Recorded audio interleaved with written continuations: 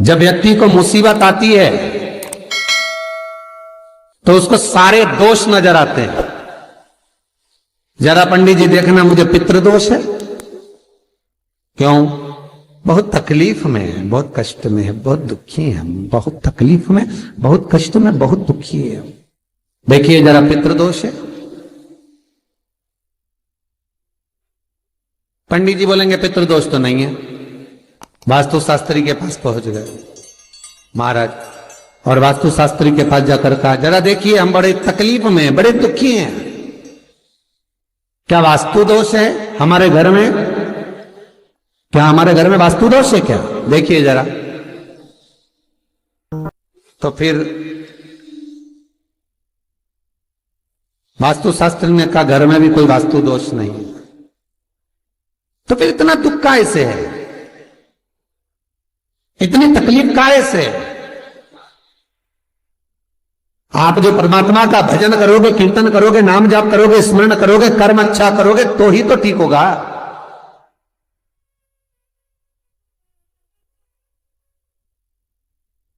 महाराज जरा देखो, हमारे घर में कोई दोष तो नहीं है वास्तु का? वास्तु दोष नहीं है। अब पितृ दोष नहीं है, वास्तु दोष नहीं है, फिर का एक काम करो, हम बड़े तकलीफ में हैं, जरा हमारी जन्म पत्रिका देखो, जरा जन्म लग्न देखो, जन्म पत्रिका देखो, पत्रिका में तो दोष नहीं है।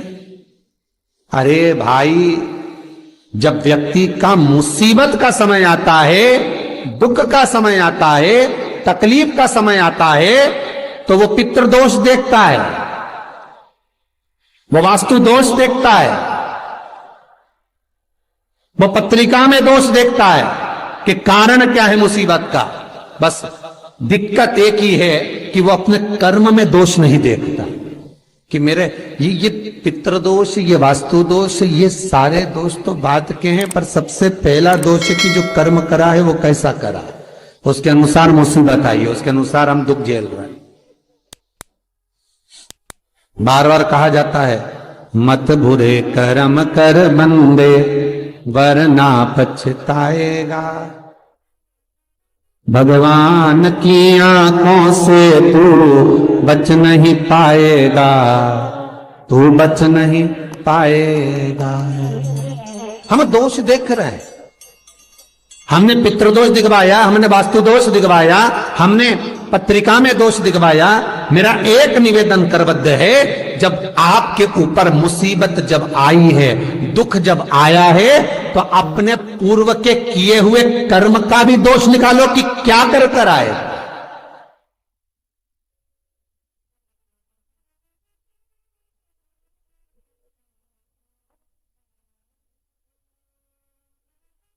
पत्रिका दिखा करके बल वो पत्रिका का दोष मत निकलवाइए, वास्तु का गलती निकालकर वास्तु का दोष ना निकलिए। महाराज अगर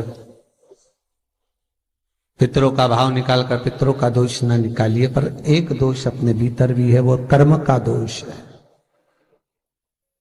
कुछ अच्छा करा होगा तो भगवान आपके जीवन में थोड़ा तो सुख लिख ही देगा, थोड़ा सुख तो लिखेगा। और यदि बेकार कर्म किया है तो कहीं ना कहीं दुख तो उसने लिखा है कर्म का। मत बुरे कर्म कर बंदे वरना पछताएगा, भगवान की आंखों से तू बच नहीं पाएगा, तू बच नहीं पाएगा। अरे ओ अज्ञानी मत करना दानी। महाराज कर्म का दोष जरूर देखें, पितृदोष बाद में देखना, वास्तु दोष बाद में देखना, पत्रिका में दोष बाद में देखना, पहले अपने कर्म का दोष देखिए।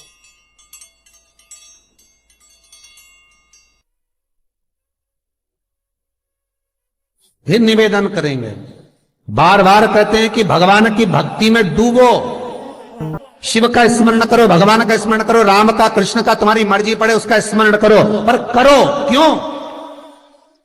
क्योंकि दुख, तकलीफ, कष्ट पत्रिका दिखाने से नहीं कटेगा, मकान के दरवाजे बदलने से, वॉशरूम बदलने से, पाइप बदलने से नहीं बदलेगा। दुख तकलीफ तुम 50 बार वास्तु को भी बदल कर देख लेना, फिर भी दुख और तकलीफ, कष्ट नहीं, ये कष्ट समाप्त नहीं होगा, दुख और तकलीफ समाप्त नहीं होगी।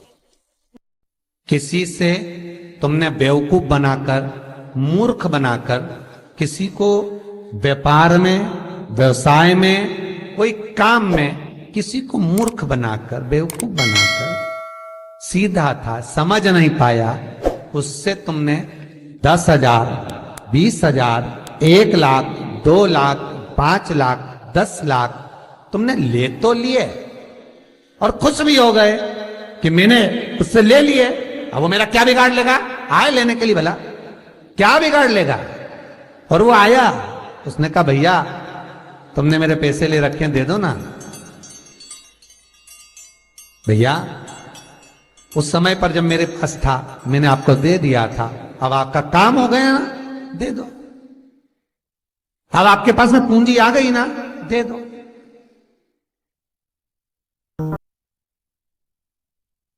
बहुत ध्यान दीजिए महाराज, 2 तरह का पैसा होता है। एक व्यक्ति ब्याज पर देता है ना ब्याज पर, कि तुम ये रुपया ले जाओ, हम तुमसे इतना ब्याज लेते रहेंगे, बाद में मूल दे देना।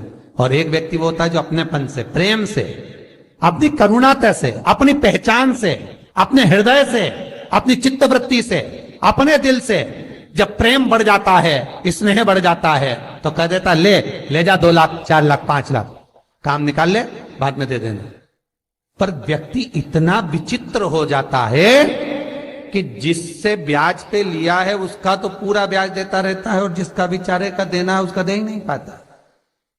पर निवेदन है, जिसने तुम्हें मुसीबत में साथ दिया, तकलीफों में, कष्ट में तुम्हारे साथ दिया, सबसे पहले हाथ जोड़कर उसको निवेदन कर देना कि ये तेरा है भाई, ना जाने फिर जरूरत पड़ जाए तो तुझसे मिल तो जाएगा। जब एक बार दे दोगे तो वो दूसरी बार देने के लिए तैयार बैठा रहेगा। पर तुमने जब सोच लिया, विचार कर लिया कि मैं तो खा रहा हूं, निगल रहा हूं, तो फिर जब नियत में खोट आ गया तो फिर वो कुछ नहीं करेगा। जिसका तुमने पैसा खाया वो कुछ नहीं करेगा, अब तो वो करेगा जिसने इसके माध्यम से तुझे दिलाया, उसको कुछ नहीं करना। जब कष्ट पे कष्ट आया, दुख पर दुख आया, तकलीफ पर तकलीफ आई, सारी पत्रिका दिखा ली, पितृदोष की पूजन करा ली, वास्तु बदलवा लिया, सारे काम कर लिए, तो भी दुख नहीं मिटा। तब गुरु के पास गए, पर गुरु भी क्या बोलेगा? यही बोलेगा कि और थोड़ा सा देख लो। पर कष्ट मिटेगा कब? जब कर्म का दोष मिटेगा। जो करा है उस दोष को भी तो मिटाओ।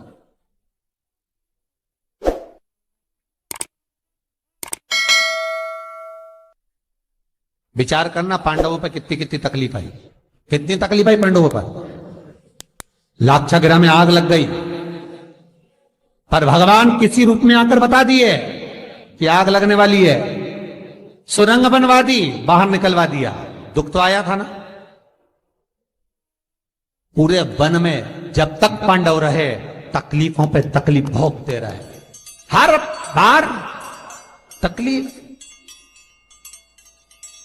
सब भोगा, पर भगवान पर विश्वास था, क्योंकि माता कुंती ने कहा था कि कर्म के लेख को शिव काटता। भगवान ब्रह्मा उतना ही देंगे जितना तुम्हारी लेखनी में लिखा है, भगवान विष्णु उतना ही देंगे जितना तुम्हारे भाग्य में लिखा है। पर भगवान शंकर तो कुछ नहीं देखते, ना लेखनी, ना कर्म, ना भाग्य। उनका अपना है, दे दो उठा के, उठाओ दो। क्या सोचना, क्या विचारना, क्या करना, दे। फिर नहीं सोचा, फिर नहीं विचारा,